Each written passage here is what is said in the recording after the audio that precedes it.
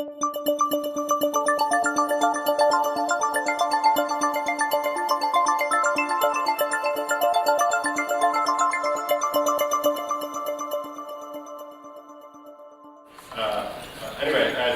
John Armstrong is the 1993-94 Compton Lecturer. John actually, whom I've known for a very long time, began his career here in Cambridge, sadly not here at MIT, but down the street at Harvard, where he was a graduate student, and I knew that he worked for George Benedict, sitting over here, and therefore got a very auspicious beginning. What I didn't know until about 5 minutes ago was that he was actually George's first graduate student. And presumably this is why George has gone on to such a brilliant career. And George's second graduate student was Peter Culler, which the cognoscent and critical phenomenon is a name they'll also recognize. So George started out extremely well. John then went on to, he was then doing nuclear magnetic resonance and switched into optics, where, as I understand it, worked for NIPO actually, Bloomberg, learning nonlinear optics at Harvard, and then from there went to IBM, where he had, first of all, a distinguished career as a scientist in the area of optics, and then has gone on to a distinguished career, first as a manager of science, and then as a manager of science and technology, finishing his career as the vice president for science and technology at IBM Corporation, a position which he held until very recently. I have one personal memory of John, which I particularly appreciate, which in my role as dean here, I try to remember occasionally, or often actually, which is that, I don't know if Johnny remembers, but in the late 70s, when I was a young faculty member, relatively young anyway, and there was a young scientist at IBM by the name of Paul Horn, who sadly also is a high-up executive now. And we decided we wanted to start a research program in the area of synchrotron radiation. And John was at IBM and I was at MIT, and we decided that we needed some considerable capital for that. So John was the relevant manager at MIT, at IBM primarily at that time.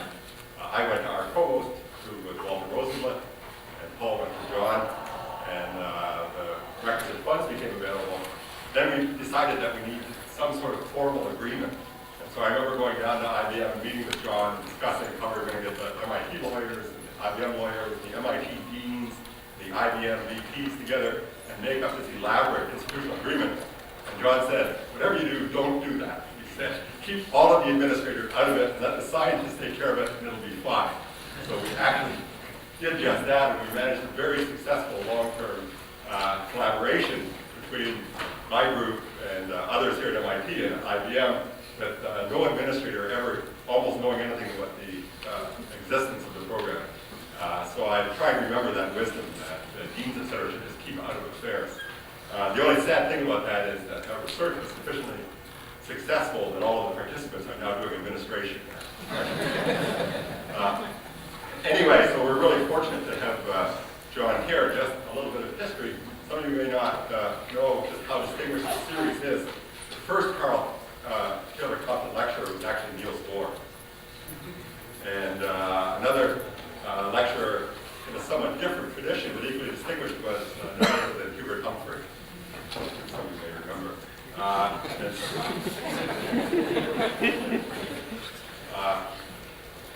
So finally, then John, as I said, just stepped down this year as VP at IBM, and we're very fortunate to have him in residence here at MIT.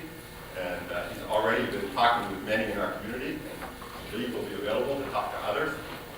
Through his experience first in academia, and then in industry, and then in a lot of government service, has a remarkable amount of experience and wisdom. He's going to share with us. He also has some ideas which you may find provocative. And one thing about John which I admire is if he thinks something, he doesn't like saying it. And he's also willing to listen to you disagree with him, and which I hope some of you will at the end of the lecture today. And so he's going to give us a series of 3 lectures, the first of which has the title, Is Basic Research a Luxury Our Society Can No Longer Afford?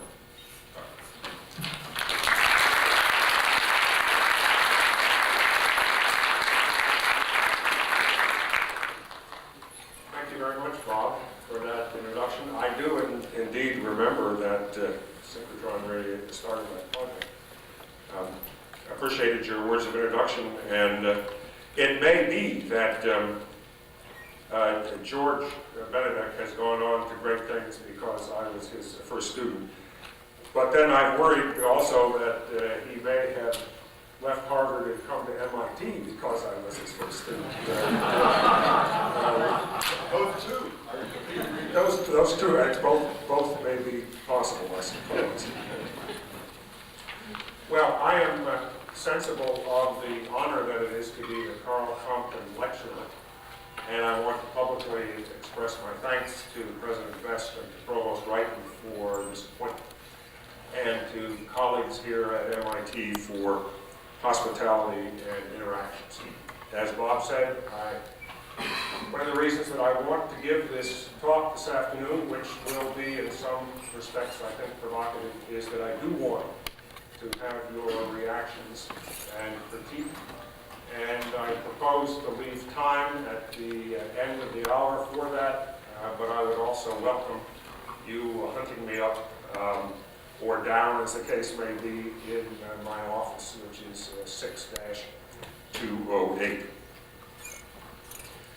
Like many of you here this afternoon, I'm sure, I've been thinking hard about the changes in the climate for research and development that have occurred in our country, changes that are due to the end of the Cold War and the change in the support of research by the military, changes due to the declining competitiveness of some industries in our country, and changes due to the deteriorating fiscal situation in our country.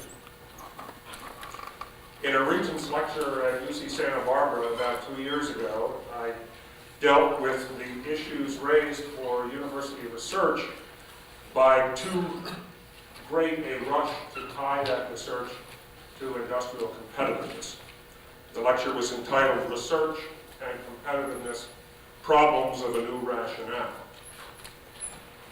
That lecture, however, did not have occasion to address in depth the issues which surround the definition of and the rationale for the support of basic research, and it's to those questions that I propose to turn today. Some of what I have to say may be disturbing, but I want to assure you, as I already have, that I welcome discussion and that I do not think for a minute that I have the last word on these matters. I have been trying to think through a rationale for society's support for basic research without leaning on the emotionally invoked mantras or the naive analysis of impact that one sometimes hears from the science side, and without giving comfort to the impatience and the antipathy that sometimes characterize government officials and corporate executives. One could hope to produce a rationale for basic research that is neither excessively immodest nor excessively modest in its claims. A rationale which could be used in Washington and in corporate boardrooms, as well as at the NSF and in the faculty councils of our major universities. One could hope for a rationale which does not distort the complex history of science and technology as they have actually interacted over the last 150 years. Such a rationale, if it could be found, might be proof against the present tendency to direct all research investments to the most immediate of political and social concerns, while at the same time giving these concerns the substantial weight they deserve. You will think, perhaps, this is too grand a set of intentions, but I'm going to risk the attempt. The worst that can happen is that you send me back to my tractor on my farm in upstate New York. Experience teaches us that it pays to listen carefully to our critics. And one of the critics we should be listening to is Representative George E. Brown Jr., who is one of the all-time best supporters of science and technology and who is the chairman of the Committee on Science, Space, and Technology of the U.S. House of Representatives. In an article called an article in Science Magazine last October, a year ago, article called Rational Science, Irrational Policy. Mr. Brown had many thoughtful things to say about the national mood respecting public support for basic research and about the behavior of both scientists and public officials. But it is on the topic of basic research that I wish to quote him this afternoon. A more precise model, he wrote, of the role of research in our culture might portray applied research and development as sources of the technological innovation that fuel economic growth, ease the struggle for survival, and free increasing numbers of human beings to pursue self-realization through endeavors of the intellect and spirit. Such endeavors, he writes, include the search for new scientific knowledge through basic research, as well as the quest for enlightenment through study and the practice of religion, philosophy, history, and the arts. Particle accelerators, spacecraft, cathedrals, and libraries are all essentially similar. They are settings for cultural experience. End of the quote from Congressman Brown. In other words, the congressman, and he, as you know, is one of our friends, the congressman is saying that basic research is a luxury of individual self-realization that's getting too expensive. He is not saying, or he does not seem to be saying, that basic research is a necessity for modern industrial societies. Thoughtful as I find the article as a whole, the comments on basic research disturb me. Knowing Congressman Brown, that may be why he wrote it. Not to disturb me personally, but to disturb all of us collectively.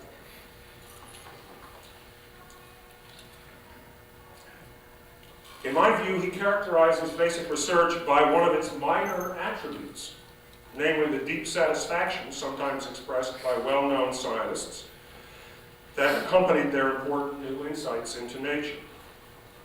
Furthermore, the congressman's definition implies much too sharp a distinction between basic and applied research. In my experience, first as a doer of research and then as a director of research, it was often hard to apply such sharp distinctions constructively either to programs or to the work of individual scientists. It's a distinction which in its sharpness confuses rather than clarifies public understanding and debate. Now, I'm convinced that if we want to carry the day, that is those of us who believe in basic research, and despite the provocative title, I will tell you right now that I do. You'll form your own opinion when I'm through.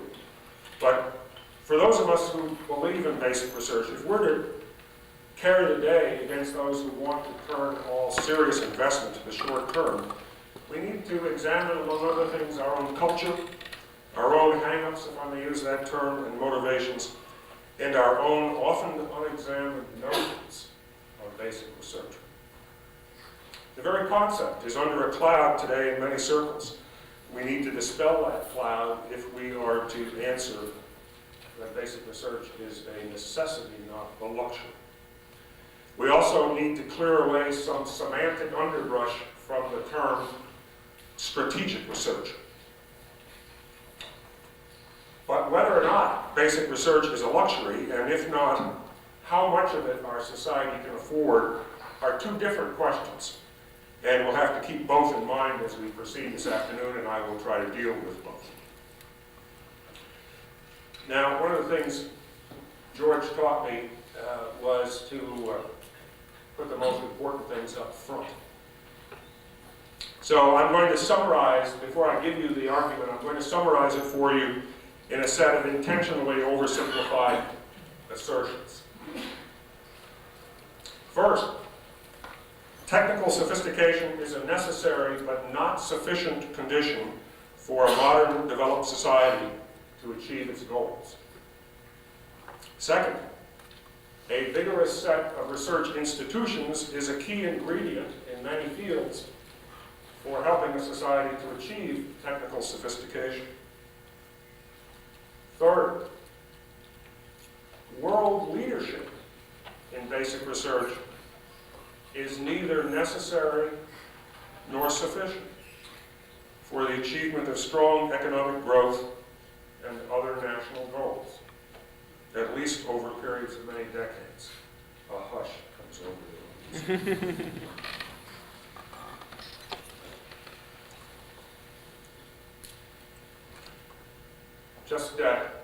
Just so that you know what I'm thinking about, I'll expand on that just a minute.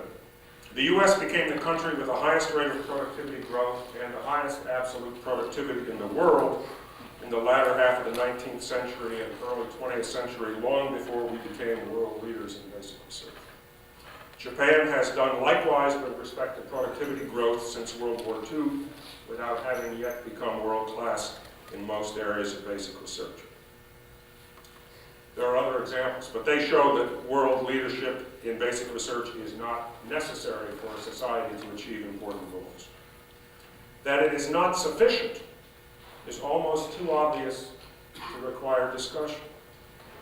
But the example of Great Britain after World War II, or the US semiconductor industry in the 80s, or IBM in the recent past, should suffice to show that excellence in research is far from sufficient for the attainment of national or corporate goals. Fourth assertion, but, and this is the main point, world leadership in basic research will constitute a competitive advantage if, but only if, it is coupled with world-class performance in the much more extensive and diverse set of skills, institutions, and investments that come between important new scientific insights and the creation of economic wealth and a rising standard of living. Whether that comparative advantage from leadership in basic research is a modest or a substantial advantage will vary by field and with time.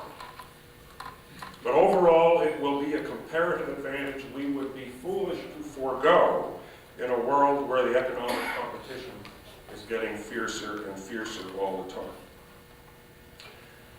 Assertion number 5, finally, I will argue that public support for the goal of leadership in basic research, and of equal importance, support for a rational strategy for reaching that goal, will be achievable if and only if there are substantial changes in attitude within parts of the scientific community, as well as changes elsewhere in government circles, in Congress, and in the public. Now I propose to develop these propositions in more detail. But first, I ask your indulgence while I say a word about my view of nature, since I find on reflection that the various definitions of research, of what is fundamental or basic, why it is important, all tend to derive from the views held by the speaker about the nature of nature, if I may say so. And since these are seldom made explicit, they are often a cause of confusion in otherwise constructive discussions.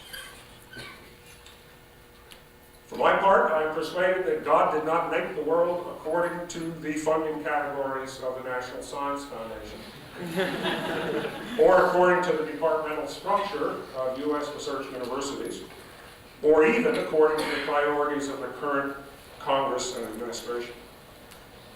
Nature is not divided up into compartments like a wall of post office boxes, despite what you might conclude from most course catalogs. Nature is interconnected and complex in ways that we still only dimly perceive. Furthermore, in my view, nature is inexhaustible. Or better said, quoting Freeman Dyson, quoting Emil Wiechert, nature is infinite in all directions. That nature is inexhaustible or infinite in all directions leads to the possibility of a special type of exponential growth. The possibilities for new scientific discovery will be proportional to the number of scientists working and to the budgets available. This, of course, is behind the often quoted factoid that more than half of the scientists who have ever lived are alive and working today. But the consequences of this continuing exponential growth, however, are forcing themselves on us in new ways in the 1990s. As I say, they're a direct consequence of the nature of nature. and its inexhaustibility. These views have important bearing on the analysis, or at least I claim they have important bearing on the analysis I'm about to give. Because nature is inexhaustible, it is highly unlikely that all results of basic research will be of potential value. It's like saying that all the numbers between 0 and 1 are of equal interest in mathematicians. Because the set of unanswered questions is everywhere dense, we must constantly be on guard against the idea and the promise that if we just had more money and people, we would, quote, get to the bottom of things. What is guaranteed to happen is that the enterprise will grow exponentially at a rate that need not have anything to do with society's needs.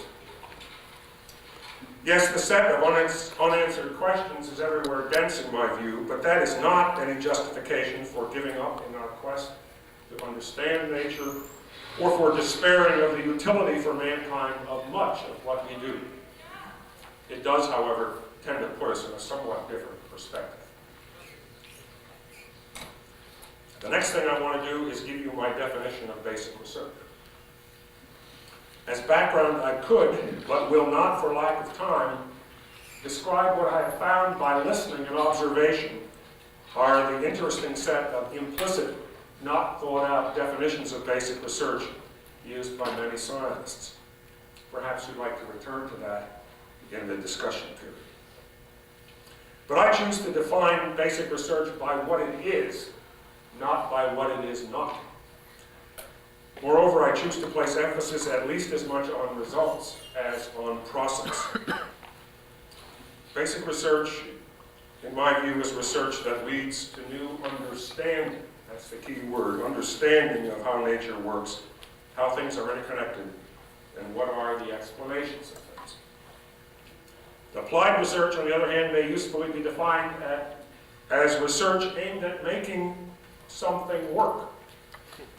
This definition of applied research helps us to see how easily the line between basic and applied research blurs,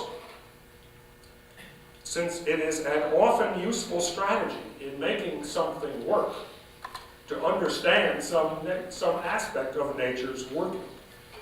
And conversely, many scientists who achieve new understanding in their basic research are highly motivated to turn that understanding into some new device, some new made thing.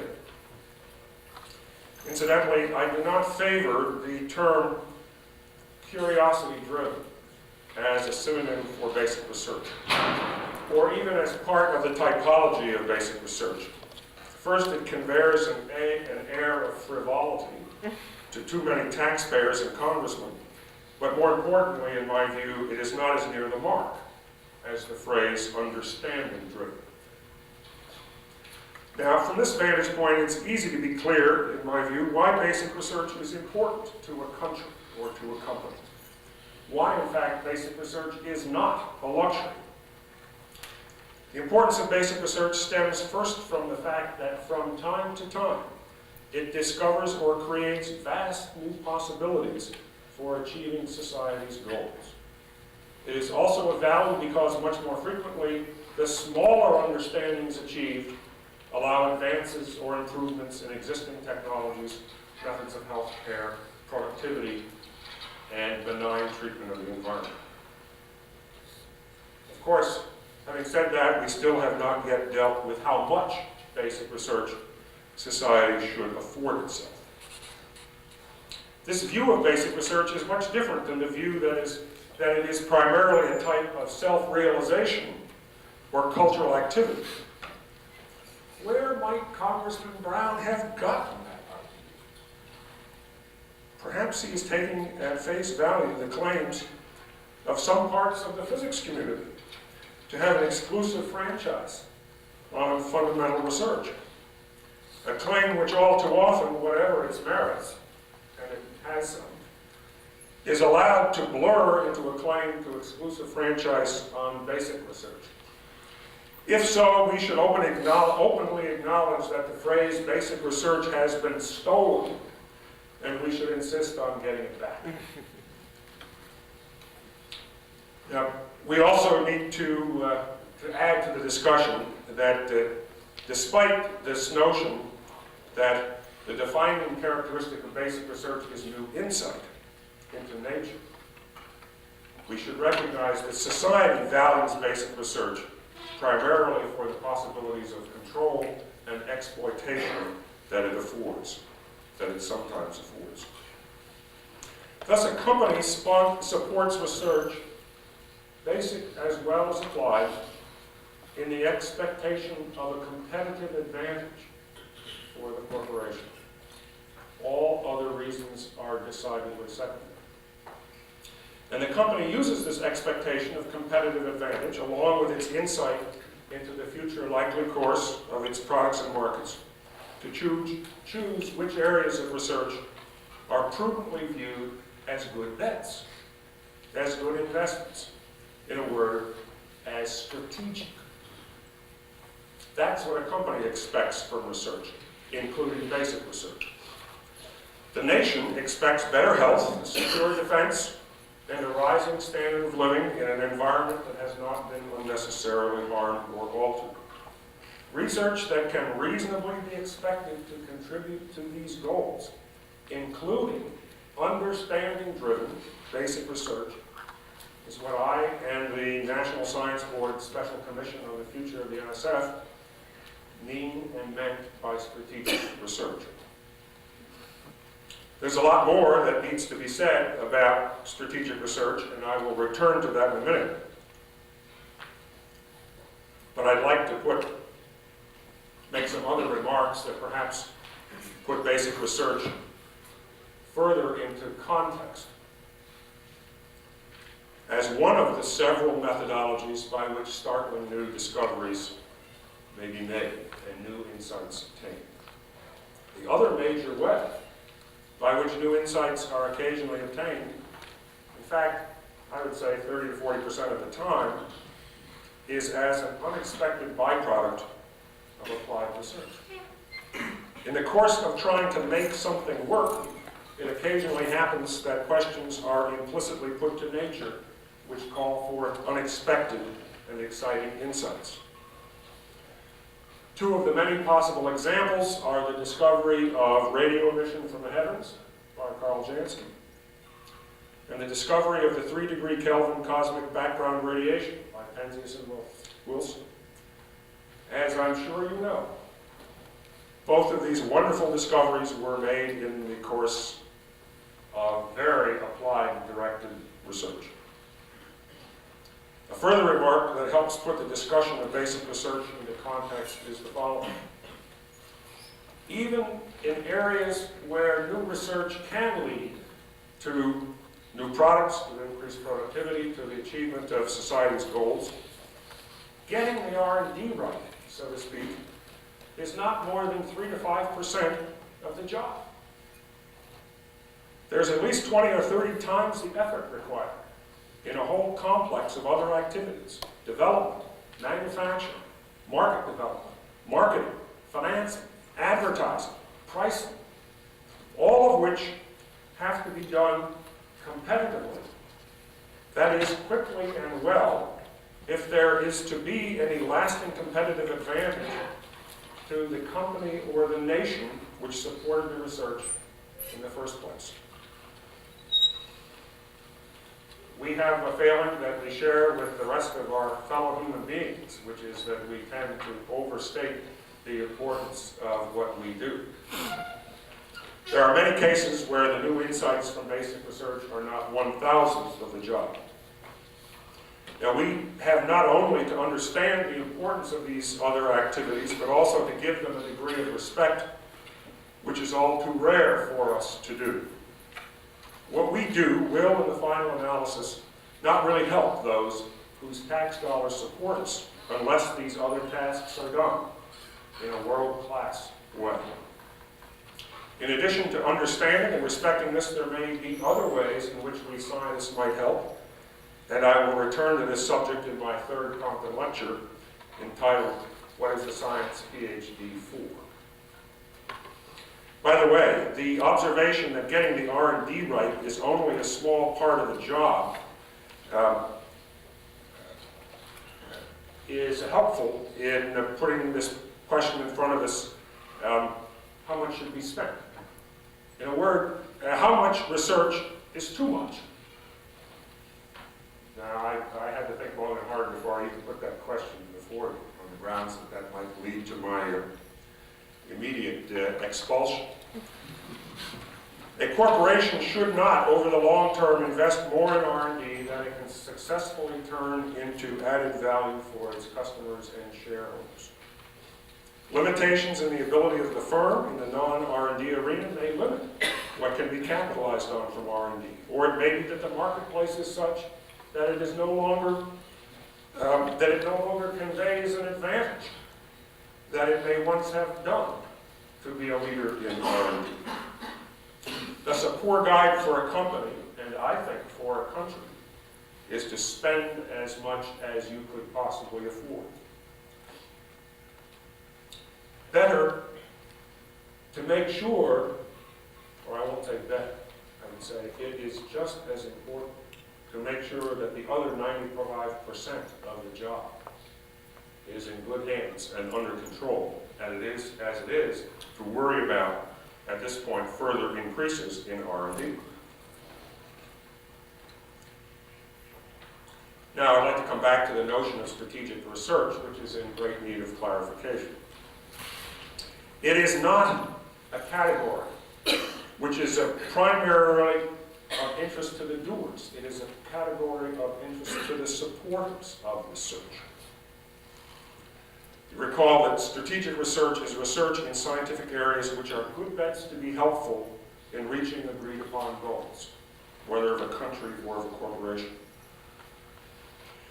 It's the task of those who support research with the idea of achieving goals to support the complete spectrum of research, from the most basic through engineering and applied research in those areas. Perhaps a bit of history will help. Much of the university-based research establishment of which we are so proud and about which we are so worried was created and sustained over the last 40 years. I'm talking not about the health research establishment, but physical sciences. Was created as a strategic investment in superior military systems. That's not true of all of it, but it's true of most of it. It was certainly true for the renaissance of modern optical physics sparked by the laser, for example. As Professor Charles Towns of UC Berkeley has pointed out on many occasions, his early work on microwave spectroscopy was not part of a program of strategic research. It was part of what one might call discipline-only driven basic research.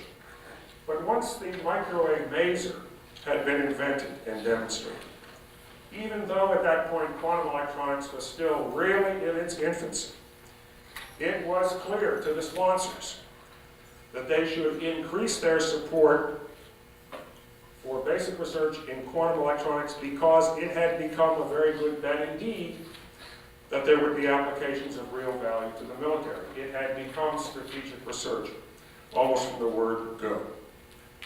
The motivation of the researchers did not change a bit. They were still motivated by the desire to understand. But what they did was in a different class, as seen by the sponsors. Similarly, Professor Nico Blumbergen's pioneering work in nonlinear optics, with which I had the joy to be associated, was no less pioneering for having been part of the strategic research of the Joint Services Electronic Program. I'll never forget, this is an aside, won't be in the published text. I'll never forget one of the annual reviews when the Joint Services Electronic Command came to Cambridge to review this. And Nico stood up and introduced the proceedings by saying there are 3 types of intelligence: human, animal, and military.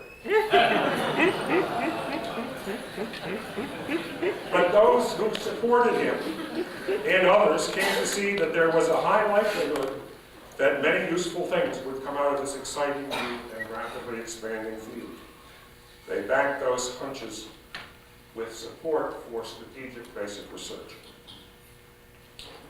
These examples ought to make clear that there is no inherent conflict between strategic research and research done by individuals with a desire to understand nature. This is an observation, by the way, which I direct as much at the funding agencies and Congress as at the scientific community.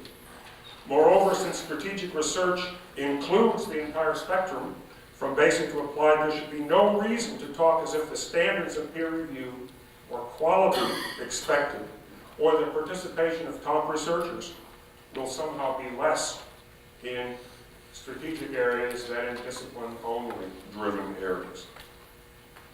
Now, to be candid, those of us who advocate the use of a category such as strategic research are well aware of the reluctance of many in the scientific community to embrace this notion today.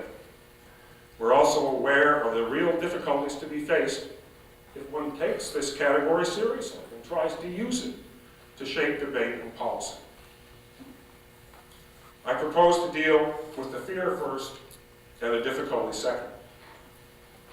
So far as I can tell, the fears are of two kinds. First, that the category of strategic research, including strategic basic research, will lead to disproportionate funding for such work to the detriment of what I've been calling discipline-only driven research. Second, there is the fear that this understanding of the complex interplay between basic and applied research will lead, in the strategic areas, to the requirement that even the basic research be done according to agency-driven timetables and milestones. Those of you who followed the recent discussion of the Senate Appropriations Committee report on the NSF will appreciate that there is a real fear here. We must fight this notion on the grounds that it doesn't work. And it doesn't work because it doesn't reflect the way in which nature gives up her secrets. As I said, the dangers are real, but it may help us as a nation to avoid them and still make proper use of the notion of strategic research if we reflect on some of the important differences between basic research in areas strategic for military systems and the support of basic research in areas thought to be strategic for civilian goals, improved competitiveness, or a better environment. Many of these issues were discussed at length in that earlier lecture that I mentioned. The role of the government vis-a-vis research in support of military systems was and is very different than the possible roles of government as a supporter of research in aid of competitiveness or other civilian aims. The government is the customer for military systems, and as such can guide and control its support of research by whether its clearly understood needs are being met or are likely to be met. But the government is not now and never will be the definitive customer for most of the civilian economy. This really changes matters. It is not expert on the results to be expected. Moreover, at least for 25 of those 50 golden past years, the military did not have to conduct the bulk of its support or its reasoning about research support under the public eye. Parenthetically, the fact that the strategic motives of the military supporters of basic research were not subject to constant public debate has had the unintended consequence that several generations of physical scientists were trained and have done much of their work without ever having had to think about why they were supported.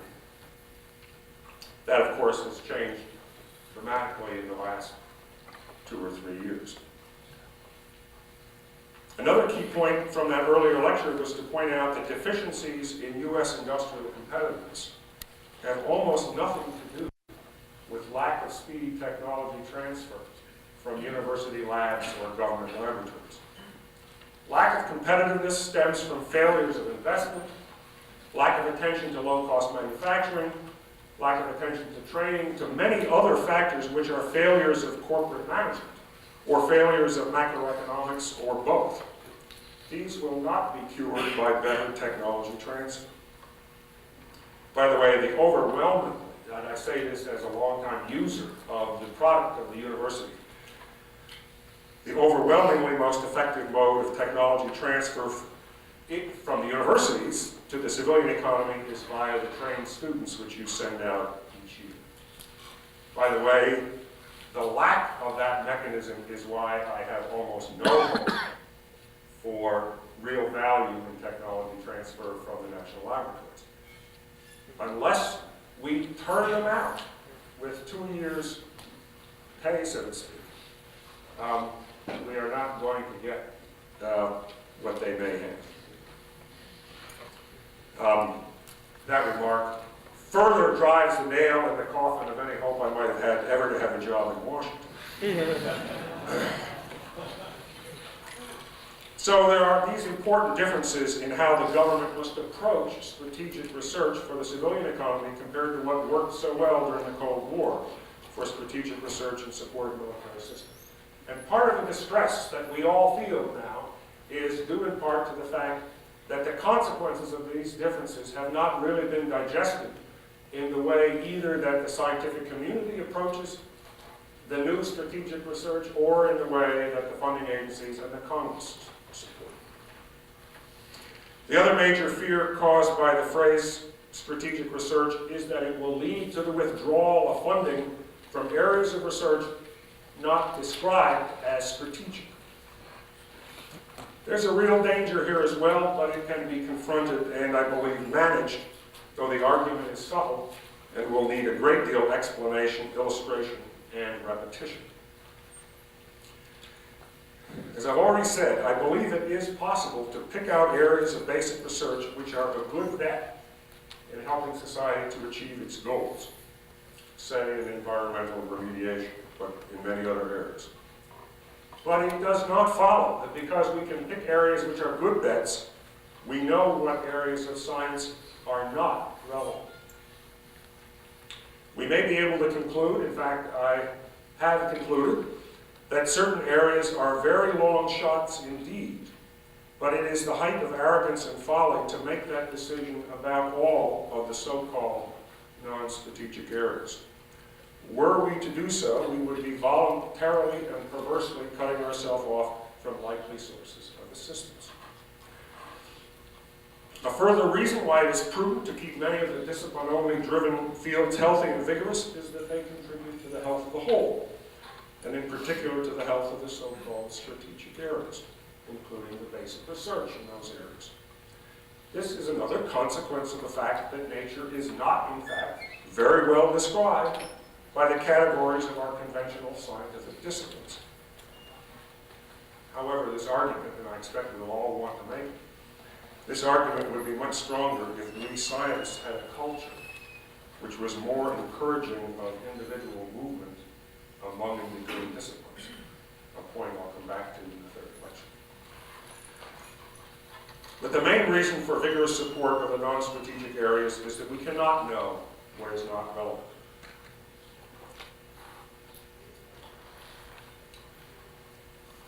Perhaps this point is not well enough understood by those who make public policy, and we all have to say it over and over again. But this brings us squarely up now, having dealt, I hope, with the fears. I want to deal now with the other issues here, with difficulties of the notion of strategic research. Since nature is inexhaustible, and the number of fields and subfields and specializations seems to be nearly limitless, how can we rationally decide how much money should be spent and on which fields? Here, the sociology and culture of science are of little help.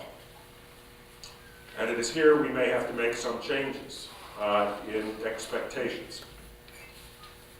By definition, we cannot use the criterion of understood utility. We do not have a methodology by which the scientific community can come to anything like a consensus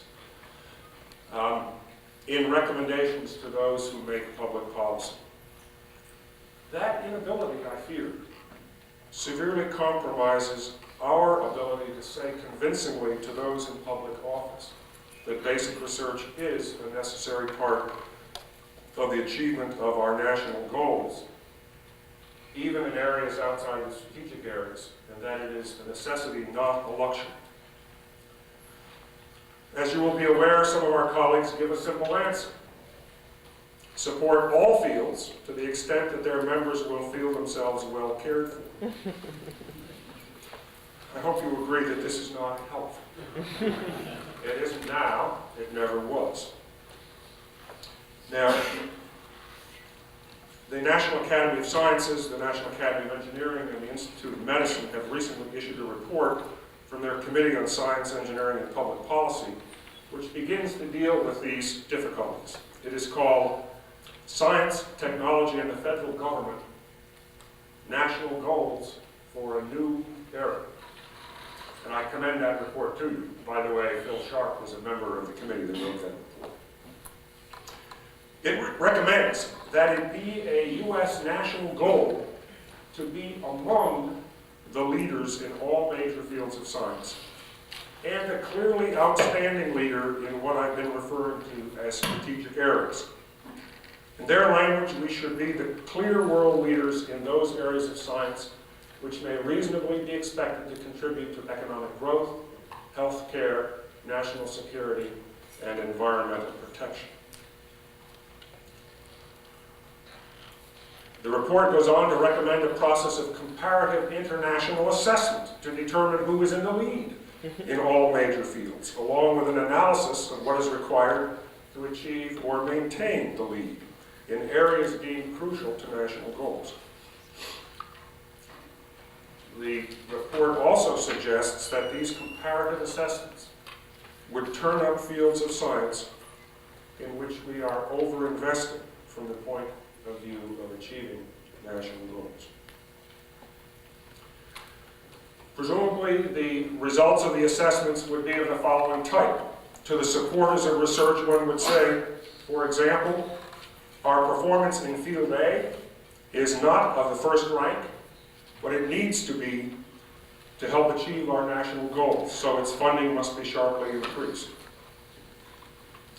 Our performance in field B is world-class, but that is an area which is not among the areas in which we desire to be world leaders. We will be satisfied to be among the leaders, and therefore increased funding is not required. One assessment I don't think I will ever live to read is the assessment that says we're as good or better in this field as we need to be, and any extra money, if there is some, should go to other fields.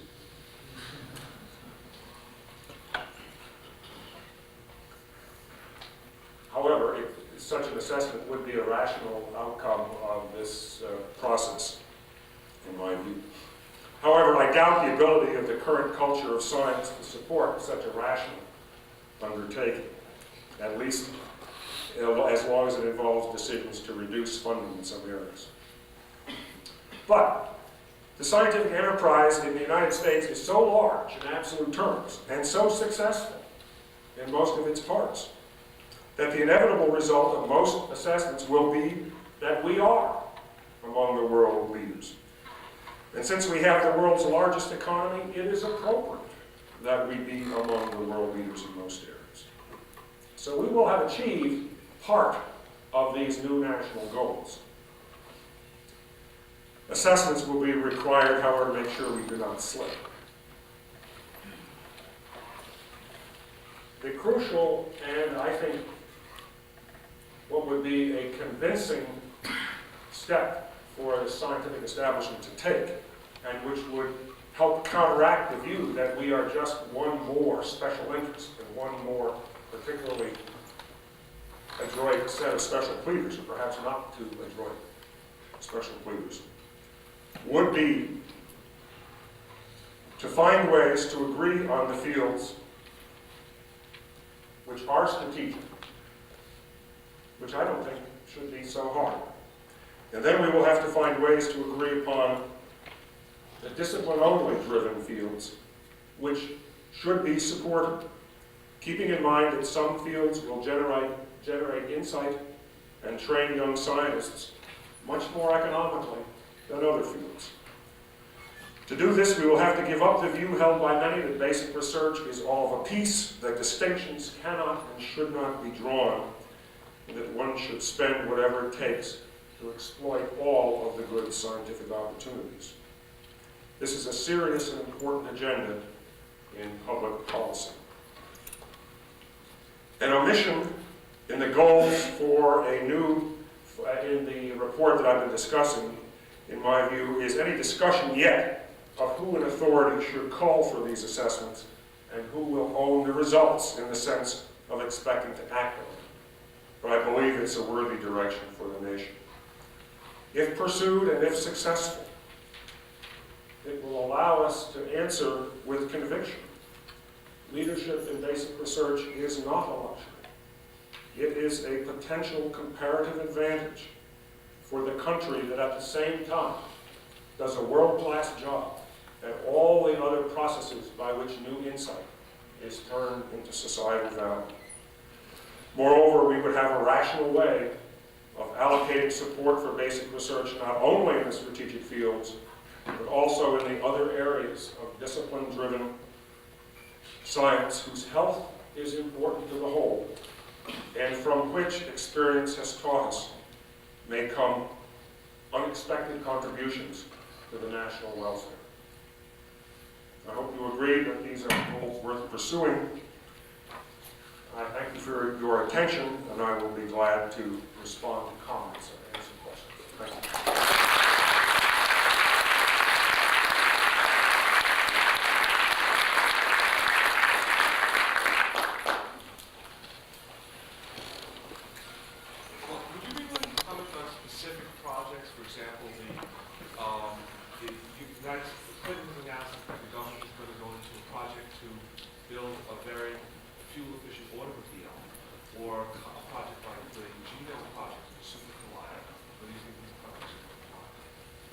Well, could you all hear the question?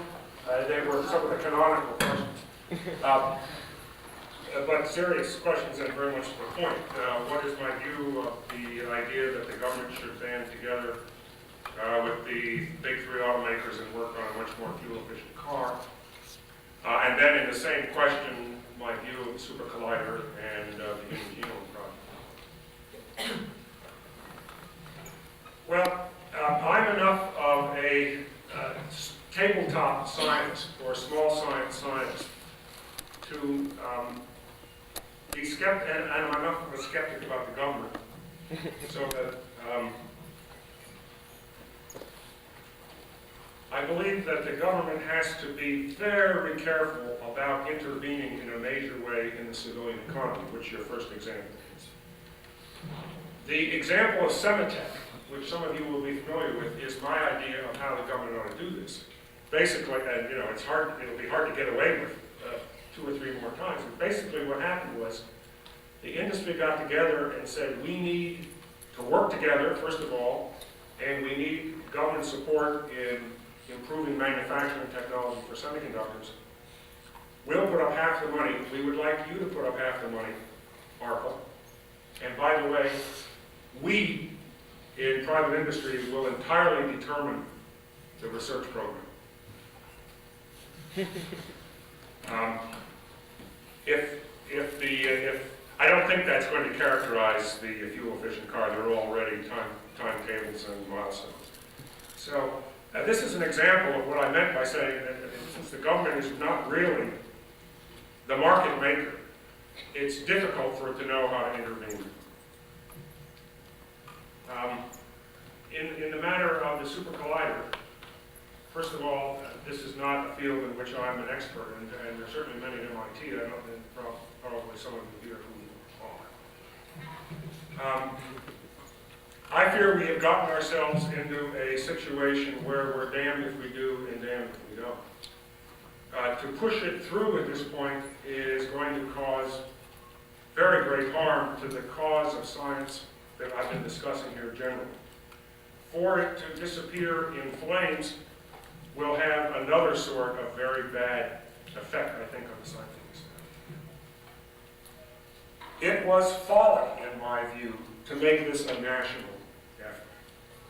What national interest is there in knowing what God did in the first picosecond of creation. I mean, there is no conceivable national interest as opposed to international interest. It is one of these things which, this Medici approach, this Medici complex with respect to science, is a dreadful mistake.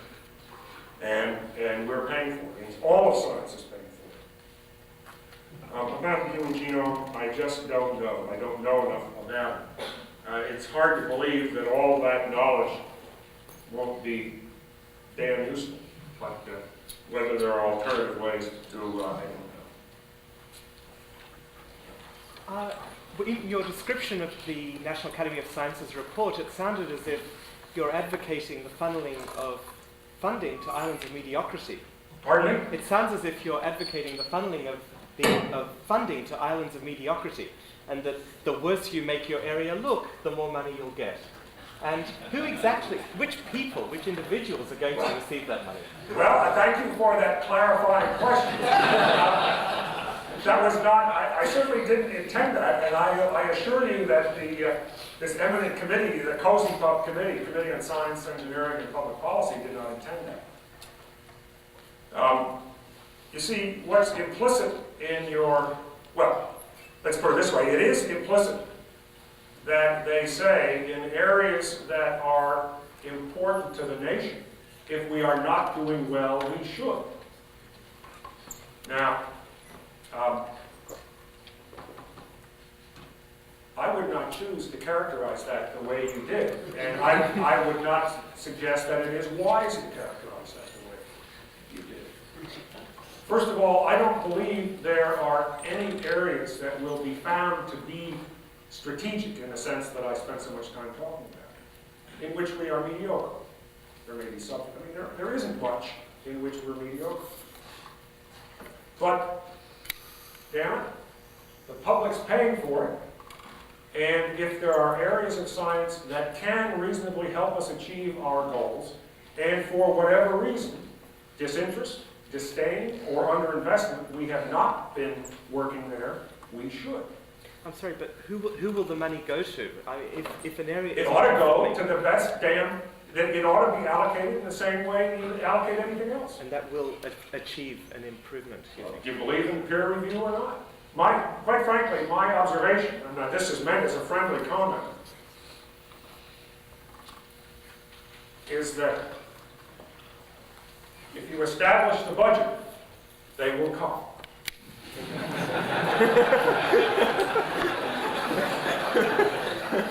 Not only they will come, but they good ones will come. They good ones. But relevant to this, John, there's, at least from my point of view, an observation that an increasing part of the decision process in the allocation of resources has a political or geographic component, partly fueled by the manipulations that occur behind doors that we're not allowed to go behind, and partly because there's a very clear wish that excellence somehow be spread around like a uniform butter across the country. And I guess the question is it appropriate, for example, for every established state university to be a center of excellence in 5 or 6 areas? Is this a direction that, in fact, is leading us opposite of what you just said, to the very best? Well, that's a very worrisome issue, Steve. It's one that I dealt with at some length in that earlier paper called Research and Competitiveness. That was one of the problems of the new rationale. What I said in the paper was, when it was a question of military systems, of better cruise missiles, it was okay for most of the money to go to MIT and Caltech and Johns Hopkins. But if it's economic competitiveness that is the main driver, then no region of the U.S. will think it has less claim than any other. I think that is a very serious worry, and the fact that we're going to have declining amounts of money to spread around in the face of these forces is makes it worse. But quite frankly, that's a problem that we have to solve apart from this other issue of are we working where we ought to be working. And it's awfully easy for us here in MIT or at Harvard to say that the money ought to go to the best places and that we ought to chop off the fingers of the congressmen who support scientific pork. It's another thing to carry that day, and part of the problem, I think, is that because we do not yet deal adequately with some of these issues that I raised today, we are perceived as special pleaders, and therefore we're in the pot with all the rest of them, and that's how the game is played. How can science fit? Professor Jaffe wants to know how science can educate the public. Well,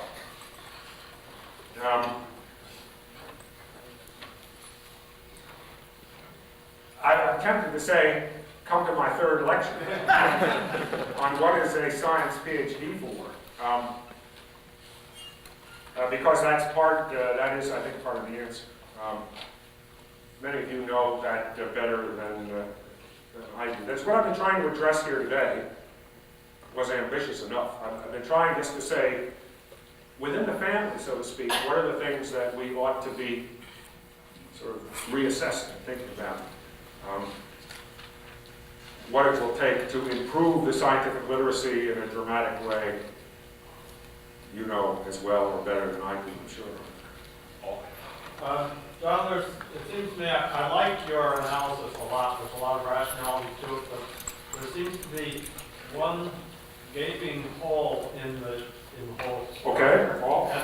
And the one, at least the one that I identified, has to do with your comment that when it came to items or research that is strategically important for military defense, the government was a customer and therefore understood its needs and could assess the strategicness of any proposal well. And I agree with that. Then you turned around and said that the government is not good at the civilian areas of strategic importance because it cannot assess those as well because it is not the customer. Who is going to do that? Okay. And how is that going to be accomplished? Well, If not by government. yes, that's a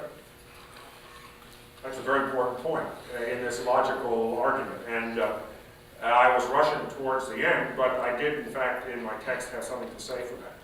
That is, remember I said that one of the omissions in the report from the National Academies was they did not say who would call for and own as well as who would do this process. Now, it can be done. That is, the whole premise of industrial research is that it is possible to pick out a set of scientific areas in which there's a good bet that you'll get payoff. So when it comes to the set of high-tech industries or improved healthcare or environmental remediation, it is not a major job to figure out what areas are reasonably included in strategic. By the way, it's most of science below 10 to the 8th or 10 to the 9th EV for sure, right? But the more detailed assessments, I think, are not hard to make. The real question is, who will call for it and who will use it? Who will pay for it? Pardon? Who will pay for it? Well, the issue is who will pay for the research part of it. I mean, the federal government now pays for a whole lot of research. It is reasonable to assume that they would continue to pay for research as it applies to national goals, as well as it applies to the health of science generally. There is not a mechanism to cause this analysis to take place at the moment. That is a hole, but it's a hole not only in my exposition, but it's a hole in fact. I couldn't cover it up. You made a very provocative statement to a group of national lab directors about the role of universities versus the national labs, and that we have a tremendous flux of people. And I wonder what you feel currently about the balance of support for students sense that now many graduate students who are doing basic research have their support coming from grants and contracts that are controlled by professors or other principal investigators versus fellowship programs. Do you believe that the balance is right? It seems to me that the balance is too much for grants and contracts. If we place the money in the hands of students, it would distribute resources geographically in a fashion that does, in fact, bring benefit to the whole nation. Mark, I think that's a tremendous point. And I think it is not only right, but I think it's, how shall I say this, as a guest and a colleague, and it's a particularly courageous point to make at MIT, where, within a microsecond after enrolling as a graduate student, one is captured by a research program. But I think that is an excellent point. That if as the Presidential Young Investigator programs do, as I think the National Science Foundation fellowships used to do, if they are in the hands of the students and are not tied so closely, in most cases, to research grants, I think that would have a very salutary effect. One of the things that is missing in all of this, to give you just a foretaste of the third lecture, the interaction during graduate years between students in the university and their professors in the university and the places where science is done in the outside world, that interaction is in need of a great deal of strengthening. And having more money as fellowships as opposed to grants might facilitate new mechanisms to do that as well. Final question. If high energy physics is not a national goal, what makes it an international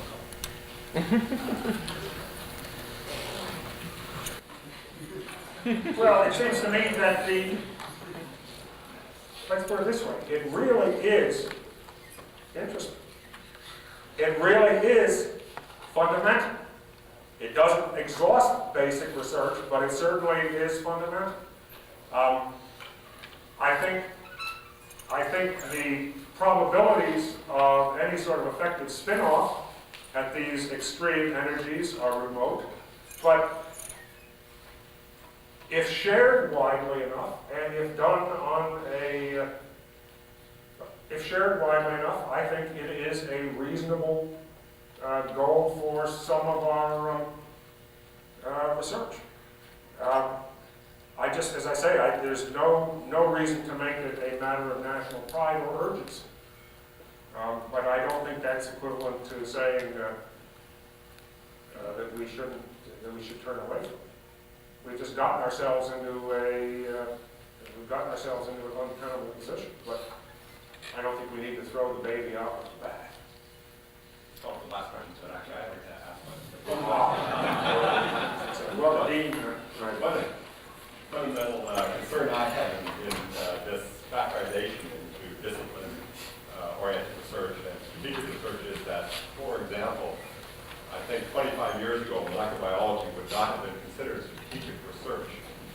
Nevertheless, one can see the impact it's had on the Massachusetts economy. And I'm afraid that a more cynical way of defining strategic research would be research that corresponds to iterative improvements on existing technologies. And I think that's not the best game plan in the long run. And that, in fact, the probability of genuine breakthroughs in technology are actually more likely to come from relatively undirected basic research. And I'm very worried when we use the word strategic. And I should say as an aside, it happens that my own personal research is officially classified by the National Science Foundation as strategic.